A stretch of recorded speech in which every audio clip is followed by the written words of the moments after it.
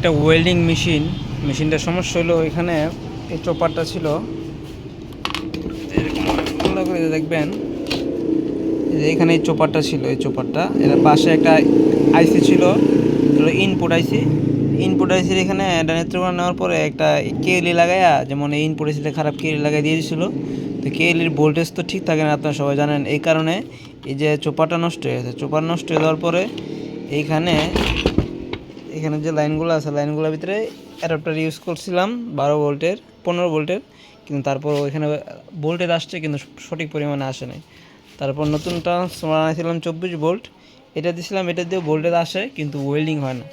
এখন লাস্ট এটা পুরাতন টিভির মাদারবোর্ড থেকে 25 ভোল্ট ভার্টিক্যাল আইসির যে 25 ভোল্ট আছে, ভার্টিক্যাল আইসি 25 ভোল্ট দেওয়ার পর এটা অন হয়েছে, এখন সুন্দরভাবে জ্বালাই হয়েছে। যেমন এই জায়গায় জ্বালাই করছি, যে এখানে অনেকগুলা লাইন কাটা হয়েছে, কাইটা 25 ভোল্টে শুধু রাখার পরে এখন যা ঠিক হয়েছে, কমপ্লিট।